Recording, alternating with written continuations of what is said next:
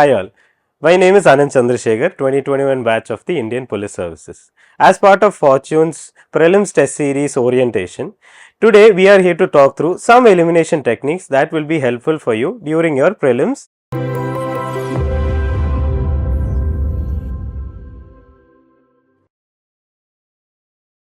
General Studies paper 1 consists of 100 questions. Now, an average serious candidate will be able to attempt between 20 and 40 questions during their first round with 100% clarity. In order to bridge that gap between 20 to 40 questions that we will be attempting and the 70 to 95 questions that we need in order to clear this exam, there are some techniques that will be helpful to you.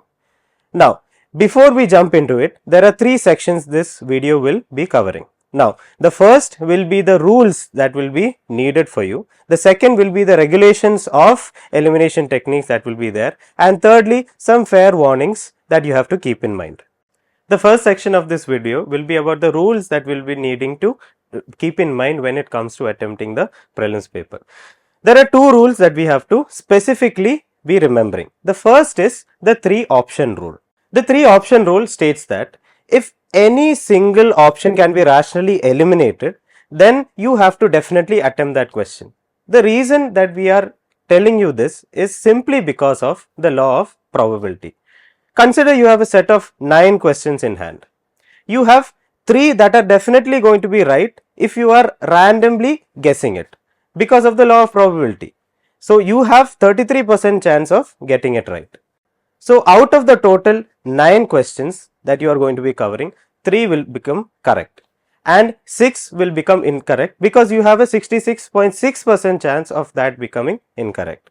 So, overall when you calculate the marks of these 9 questions, you are going to be getting a total of 6 marks because you have made 3 questions correct, and because you have got 6 questions incorrect, you will be getting a total negative mark of 4, which translate to an overall positive mark of 2 marks.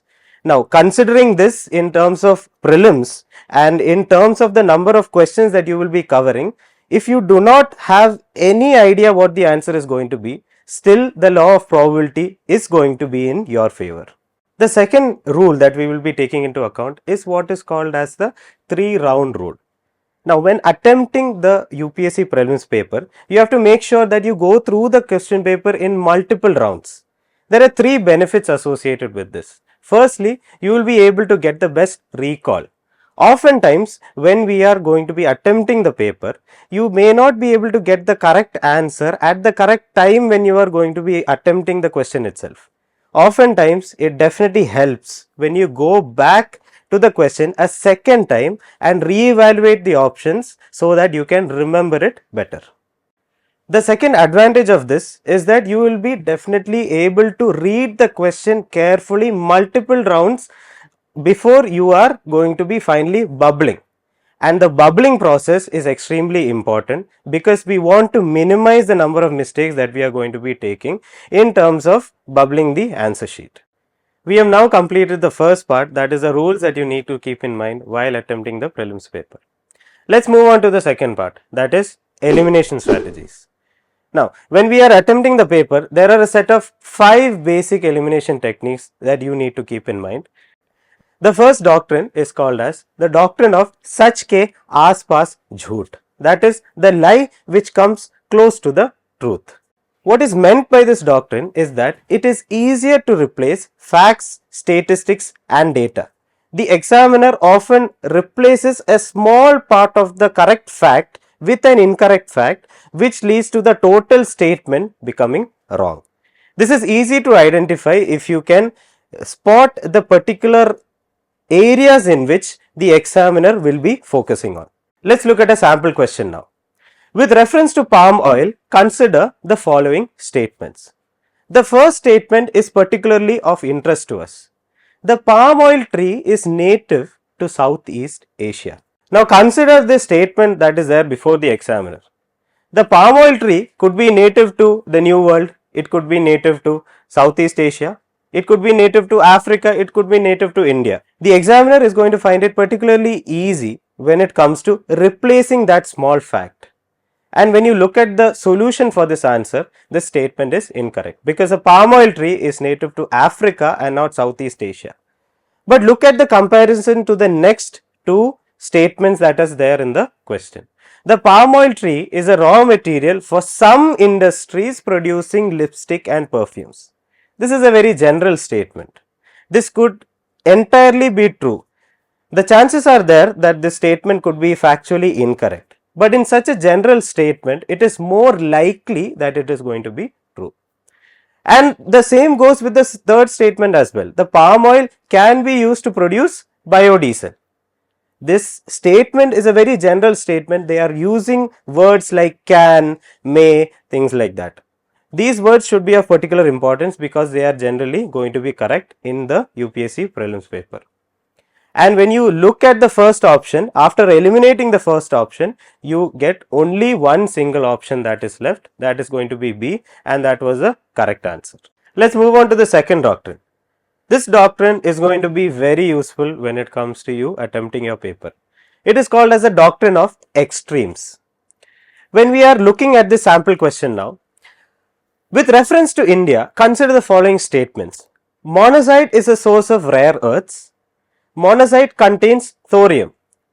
Monazite occurs naturally in the entire Indian coastal sands in India. And the last statement, in India, government bodies only can process or export monazite.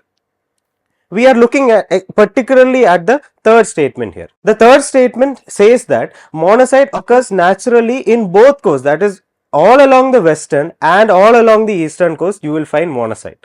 This is definitely going to be a wrong statement because it is too extreme. In particular, look out for extreme words that will be used by the examiner. Entirely, completely, absolutely.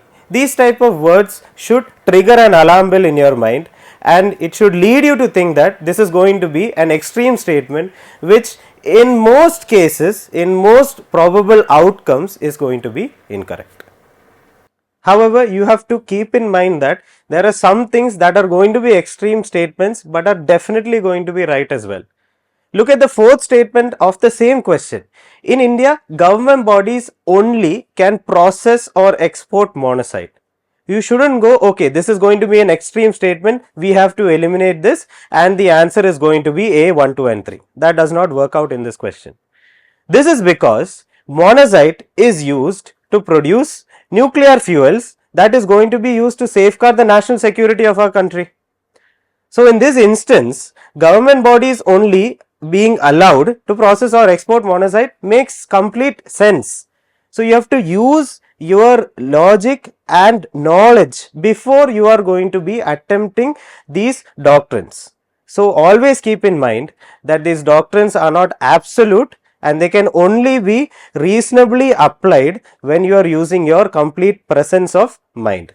So in this instance, even though fourth statement is going to be an extreme one, it is definitely not going to be incorrect and it is a correct statement, and the answer to this question is we are going to be eliminating option 3 and leaving with option B, that is 1, 2 and 4. Let's move on to the third doctrine now. This doctrine is called as the doctrine of consistency and it is another valuable tool to be held in your arsenal. This doctrine states that statements should be consistent across the entire question. Now what this means is that when you are reading this statement and then the next statement underneath it, they should be consistent with each other. That is, they should be logically consistent with each other. Let's look at a sample question. Consider the following statements in respect of the ICC World Test Championship. Statement 1 and statement 2 are consistent with each other. That is, the finalists were decided by the number of matches they won.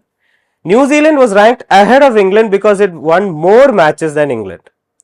These two statements are consistent, and so what it means is that either both of them are going to be correct or both of them are going to be incorrect.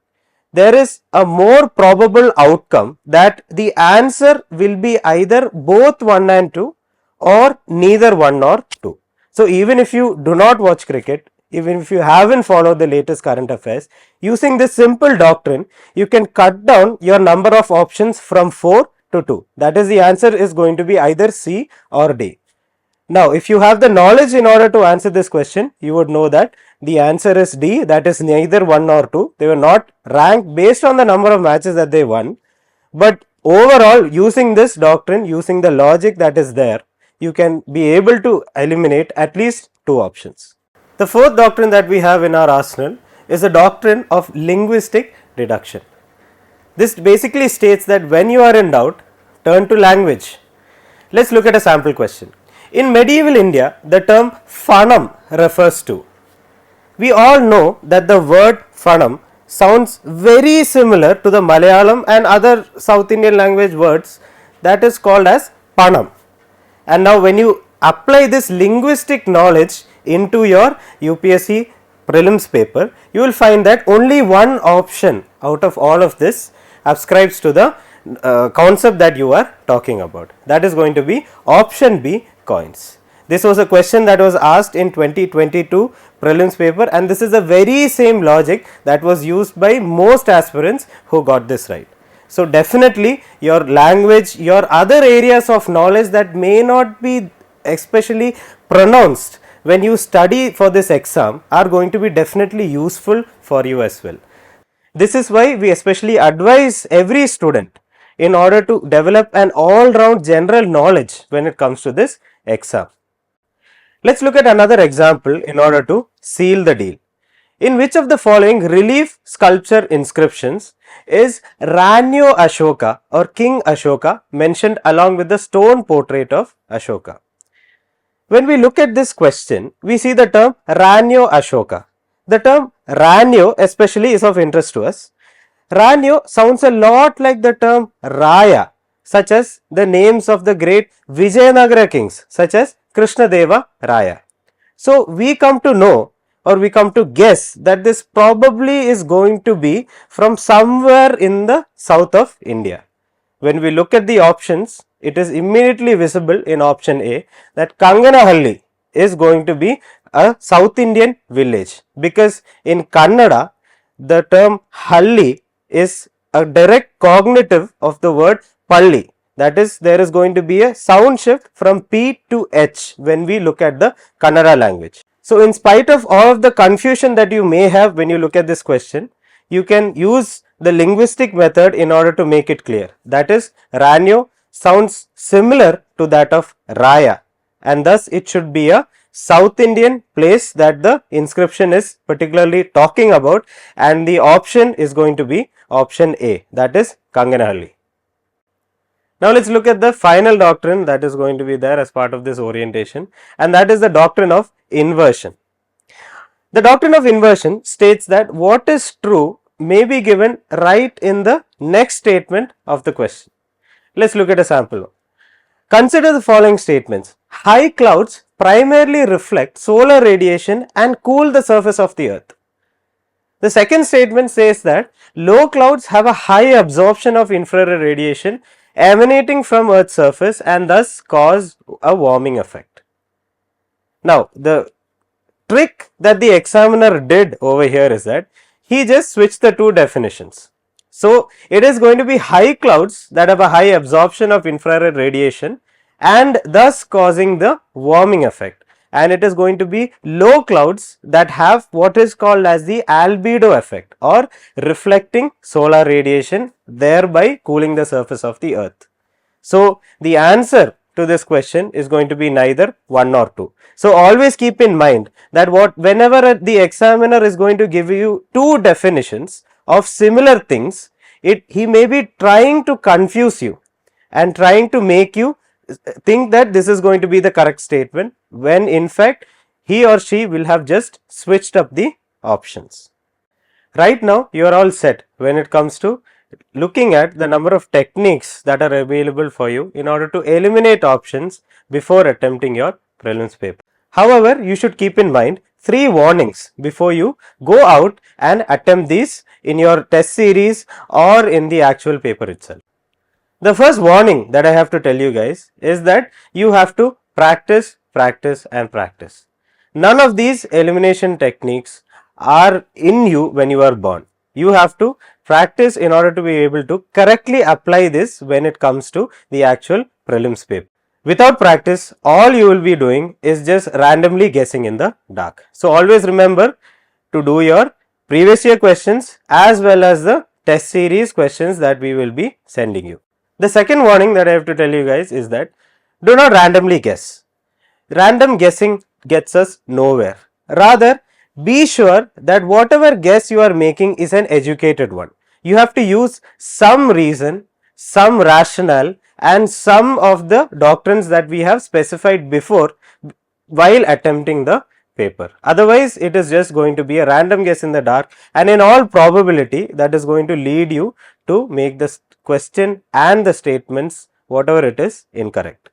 The third and final warning, what I have to tell you before leaving you guys, is that you have to apply your full mind and concentration while attempting the prelims paper. If you do not read the question carefully, if you miss out one or two terms in the question that may be crucial in order to cracking the answer, you will definitely not be able to apply this logic and these elimination techniques in the correct manner. So always keep a calm mind while attempting the paper and read the question carefully before bubbling the answer.